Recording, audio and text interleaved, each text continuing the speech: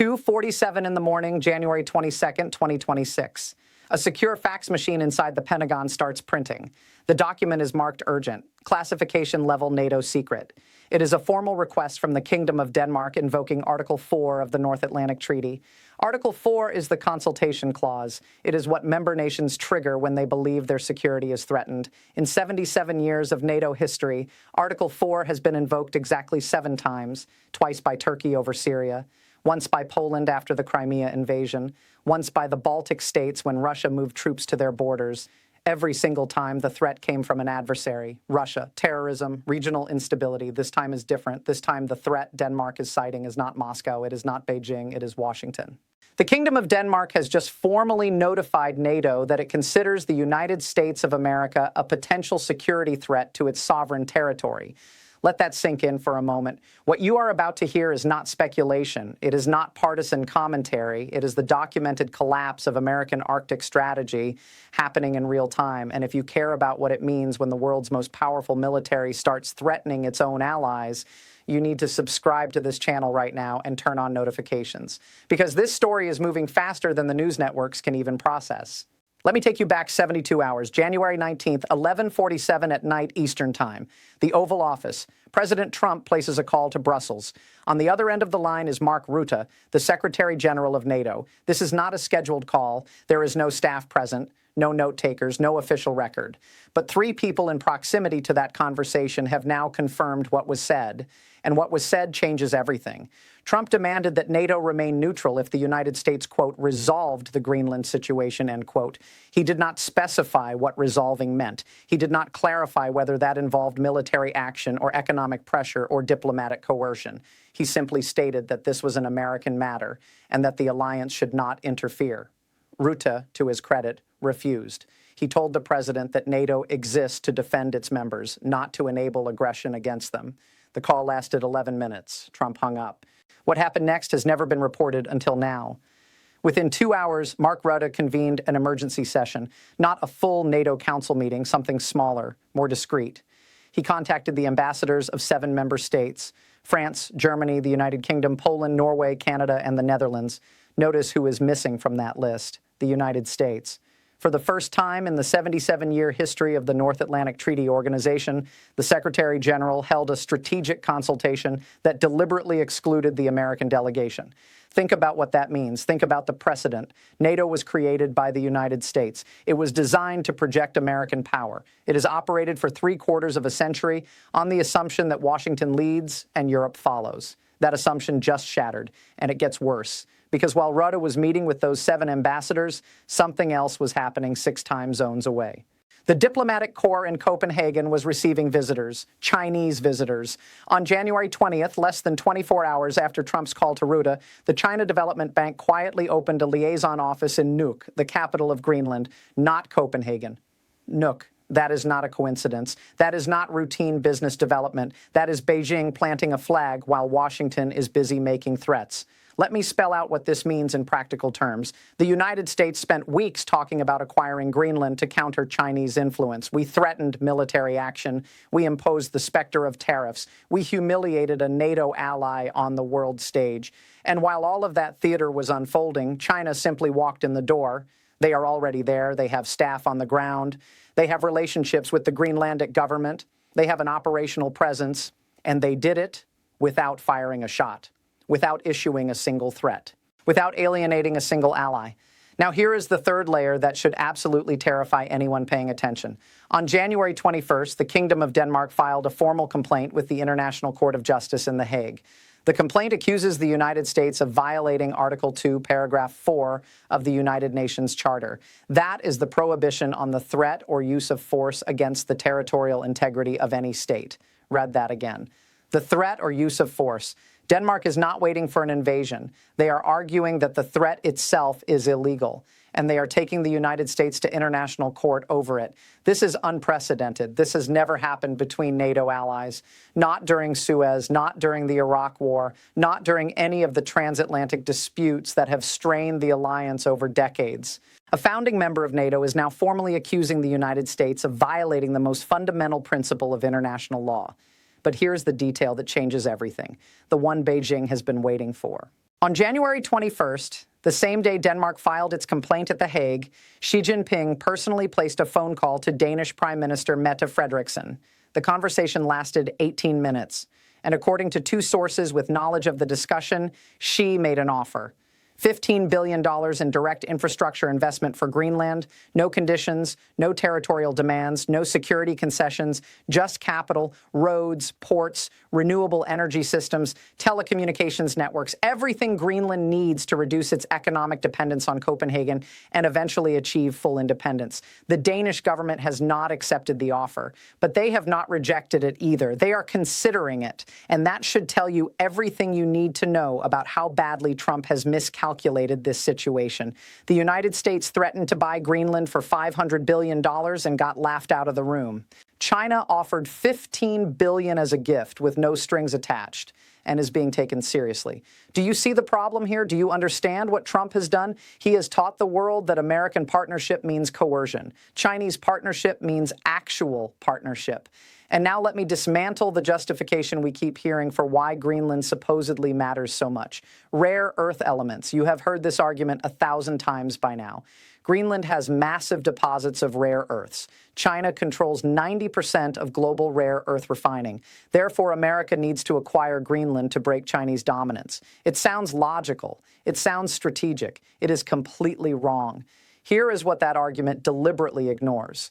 Rare earths are not rare. The name is misleading. These elements exist all over the planet, including in massive quantities inside the continental United States. According to the U.S. Geological Survey, American rare earth reserves total approximately 1.9 million metric tons. Greenland's estimated reserves are 1.5 million tons. We already have more than they do. So why does China dominate the market? Because rare earths are not valuable in the ground. They are valuable after refining. And refining rare earths is one of the most environmentally toxic industrial processes on the planet. For every ton of rare earth elements you extract, you generate roughly 2,000 tons of toxic waste. It requires harsh chemicals. It produces radioactive byproducts. It contaminates groundwater. It destroys ecosystems.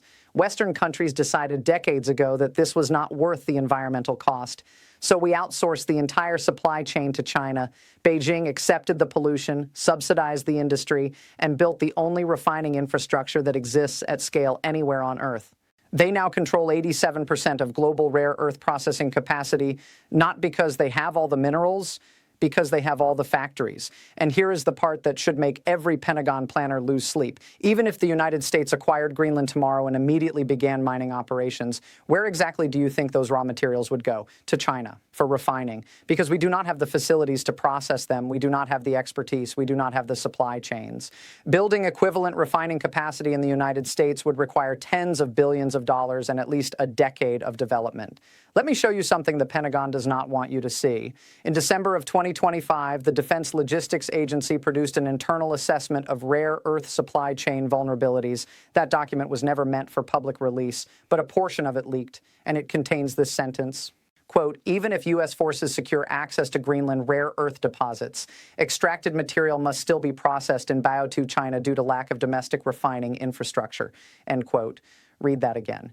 Even the Pentagon admits it. We are planning to spend $500 billion to acquire an island so we can dig up rocks that we will have to send to China anyway. This is not strategy. This is theater. This is a real estate developer's approach to geopolitics. And it gets worse because while everyone has been obsessing over rare earths, the real resource war is happening in plain sight, and almost nobody is paying attention. If rare earths are a distraction, then what is the actual prize? What is China really after? The answer is not minerals. It is geography. Specifically, it is control over undersea communication cables. 97% of global internet traffic travels through undersea fiber optic cables, not satellites, cables. Physical infrastructure lying on the ocean floor. And 3 of the most critical transatlantic cable routes run directly through Greenlandic territorial waters. These cables carry everything: financial transactions, military communications, intelligence data, corporate secrets. If you control the physical infrastructure, you control the information. And China has been quietly building its own system. It is called Polar Connect. and it is already operational. Construction began in 2023 when China first proposed a new undersea cable route linking Asia to Europe through Arctic waters. The United States opposed the project. We lobbied against it. We warned our allies that allowing Chinese infrastructure into the North Atlantic posed unacceptable security risks. Greenland ignored those warnings and granted the necessary permits in 2024. Trump threatened consequences. Greenland proceeded anyway. And on January 22, 2026, while Trump was declaring victory at Davos over his supposed framework deal, the Polar Connect cable system went live. Right now, at this moment, approximately 40% of Europe to Asia data traffic is flowing through a cable network that the Pentagon cannot monitor, cannot access, and cannot control. While Trump was threatening to invade, China was connecting. While we were talking about ownership, they were building infrastructure. And now the game is over before most Americans even realized it had started. But let me show you why the Polar Connect cable is actually the smaller problem. The bigger crisis is what Trump's threats have done to the Atlantic Alliance itself. NATO has survived Soviet tanks. It endured the Yugoslav wars. It held together through Afghanistan and the war on terror. But can it survive Donald Trump? Here is the math that should terrify every American strategist. NATO has 32 member states. Under Article 5, the Collective Defense Clause, an attack on one member is treated as an attack on all. But Article 5 is not automatic. It requires a vote. And that vote requires a 75% supermajority. That means 24 countries must agree to activate mutual defense. On January 20th, NATO conducted an internal confidential survey of its member states. The question was simple. If the United States uses military force against Greenland, should Article 5 obligate members to defend the United States in any resulting conflict? The results were not made public, but 3 diplomats with direct knowledge of the poll have confirmed the outcome. 8 countries voted yes, 19 countries voted no, 5 countries abstained. Let me translate that for you. For the first time in 77 years, a majority of NATO members have indicated they would refuse to defend the United States, not because of Russian aggression, not because of a terrorist attack, because of American behavior. That is not a policy disagreement. That is a fracture. That is the sound of an alliance coming apart. And Beijing is watching every second of it. Now, let me show you how China is reading this situation, because their strategic gains are almost too perfect to believe.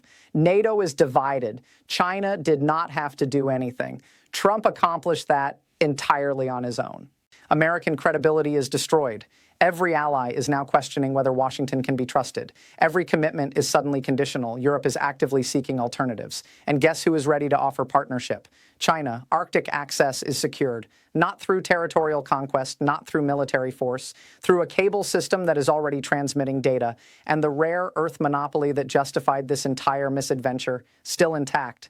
The United States remains completely dependent on Chinese processing capacity.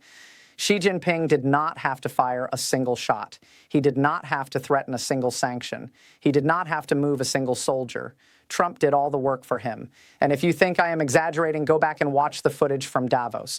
Not Mark Carney's speech, not Trump's rambling framework announcement. Watch the audience. Watch the body language of the European delegation when Trump takes the stage. I counted 14 leaders who were actively checking their phones while the President of the United States was speaking. 14 heads of state literally ignoring him. That has never happened before. Not to Reagan, not to Clinton, not to Obama, not even to the first Trump administration. The President of the United States stood before the global elite and was treated like background noise. That is what collapse looks like. So where does this go from here? What happens over the next 90 days? Let me walk you through 3 scenarios, and I want you to pay very close attention because one of these is going to play out whether we are ready for it or not. Scenario 1, Trump escalates. Probability 35%. In this timeline, the president decides that backing down makes him look weak. He follows through on the tariff threats against the 8 European nations: Denmark, Norway, Sweden, France, Germany, the Netherlands, Finland, and the United Kingdom. The European Union retaliates immediately with counter tariffs targeting American agriculture, technology, and automotive exports. Trade between the United States and Europe collapses. Both economies slide into recession. And China wins by default because while the West is busy destroying itself, Beijing continues building infrastructure, signing trade deals, and expanding influence across the global South without firing a single shot. Scenario 2, face-saving retreat, probability 50%. This is the most likely outcome. Trump's so-called framework deal turns out to be nothing more than the existing security arrangements that were already in place at Thule Air Base. Joint Arctic patrols that NATO has been conducting for years, mineral exploration agreements that Greenland was pursuing independently anyway. Trump declares total victory. He claims he got everything he wanted. Europe stays silent to avoid further escalation. The media moves on to the next crisis, and on the surface, everything returns to normal, except it does not, because the trust is gone. The credibility is shattered. Every ally now knows that American commitments are conditional, that partnerships can be weaponized, that today's friend can become tomorrow's target, and that knowledge does not disappear just because the news cycle moves on. It sits there, it calculates, it prepares. Scenario 3, Greenland declares independence. Probability 15%. This is the wild card that almost nobody is considering, but it is entirely plausible. Greenland has been moving toward independence for decades. The island has been self-governing since 2009. Full sovereignty has always been a question of when, not if. Now imagine you are a Greenlandic political leader watching this unfold. Denmark cannot protect you from American threats. The United States sees you as real estate to be acquired. China is offering billions in investment with no strings attached. What do? You declare independence. You take the decision out of both Copenhagen and Washington's hands. You announce that Greenland is now a sovereign nation. And within hours, Beijing formally recognizes your government and offers a comprehensive partnership agreement. The United States and Denmark both lose, and China achieves its objective without needing to fight a war. But here is what Scenario 3 actually represents. It is not really about Greenland anymore. It is about what happens when American allies realize they cannot rely on American protection, when partnership with Washington becomes a liability instead of an asset, when the calculations that have governed global security for 75 years suddenly no longer apply, because Greenland is just the test case. If Trump can threaten Denmark, a wealthy, stable democracy and founding NATO member, without serious consequences, then what about South Korea? What about the Philippines? What about Taiwan? Every single one of those allies is watching this situation and running the same calculation. Can we actually count on the United States? And increasingly, the answer they are arriving at is no. We are already seeing the effects. South Korea is in active negotiations to purchase the S-400 missile defense system from Russia instead of American-made Patriots. The Philippines is reconsidering its mutual defense treaty and exploring what they are calling strategic neutrality. Taiwan has reportedly opened a private back channel to Beijing, and Japan just announced a 400% increase in defense spending because Tokyo no longer believes American security guarantees are reliable. Every single one of those developments happened after Trump's Greenland threats became public. Every single one. Here is what you need to understand. Trump thinks he is negotiating. He is not. He is dismantling. Every threat to an ally is a brick removed from the foundation. Every tariff is a crack in the wall. Every broken commitment is a signal to the world that American power can no longer be trusted. And China is not fighting this process. They are waiting for it. They are watching the collapse happen in real time and positioning themselves to fill the vacuum. Can this be reversed? Can trust, once shattered, be rebuilt? I genuinely do not know. But I know this. We are about to find out. Because in 68 days, the USMCA review begins. Canada and Mexico are already preparing for Trump to use the exact same playbook he just used on Greenland: threats, tariffs, demands. And if he treats our largest trading partners the way he just treated our oldest military allies, the damage will not be temporary, it will be permanent. Subscribe to this channel right now. Click that notification bell. Because when the next domino falls, and it will fall, you need to understand why this is happening, not just watch it happen. Share this with someone who still thinks this is just about an island. It is not. It is about whether American power survives the next decade. I will see you in 48 hours when the NATO emergency session concludes. And based on what I am hearing, you are going to want to be here for that.